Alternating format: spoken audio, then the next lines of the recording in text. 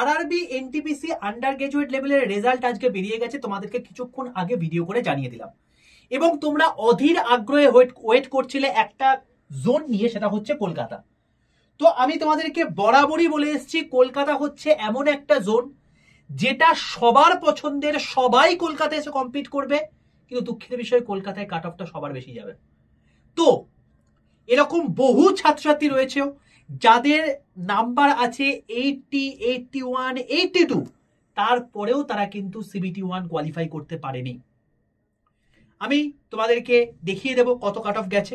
আমি তোমাদেরকে বলে রাখি কি করে ভিডিওতে তুমি কিরকম ভাবে তুমি দেখতে পারবে তোমার কাট অফ কত গেছে এবং তুমি কি করে সিলেক্টেড কিনা বুঝতে পারবে, সেটা নিয়ে আমি কিন্তু অলরেডি ভিডিও করে দিয়েছি। প্রত্যেকে এই যে ভিডিওটা দেখছো, এই ভিডিওর নিচে দেখো একটা রিলেটেড ভিডিওর লিঙ্ক চলে গেছে, সেই লিঙ্কটাই ক্লিক করে প্রত্যেকে ভিডিওটা দেখে নাও, তুমি বুঝে যাবে যে কোথা থেকে কি কি দেখতে হবে। আর কলকাতা জোন এই হচ্ছে সেই ভিডিও, এই ভিডিও দেখে নিয়ে তুমি বুঝতে পেরে যাবে যে কোথায় কিভাবে কি দেখতে হবে, তুমি সিলেক্টেড কিনা সেটা বুঝতে পারবে, সবকিছুই বলে দিয়েছি। আচ্ছা, এই হচ্ছে কলকাতা জোন। এই কলকাতা জোন আন্ডার গ্রাজুয়েট লেভেলে তোমাদের টোটাল নোটিশ বেরিয়েছে, এরা প্রত্যেকে তোমার হচ্ছে সিলেক্টেড হয়েছে।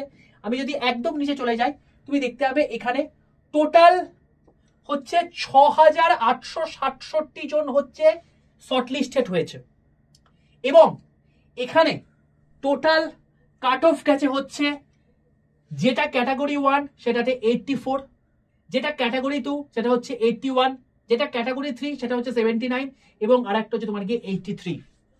তো ভাই আমি তোমাদেরকে আগেও বলেছি কলকাতা হচ্ছে সবচেয়ে টাফেস্ট জোন এবং এখনো পর্যন্ত যতগুলো জোনের রেজাল্ট বেরিয়েছে তার মধ্যে হাইয়েস্ট কাট অফ জোন হিসাবে কিন্তু প্রতিপন্ন হলো এবারেও কলকাতা।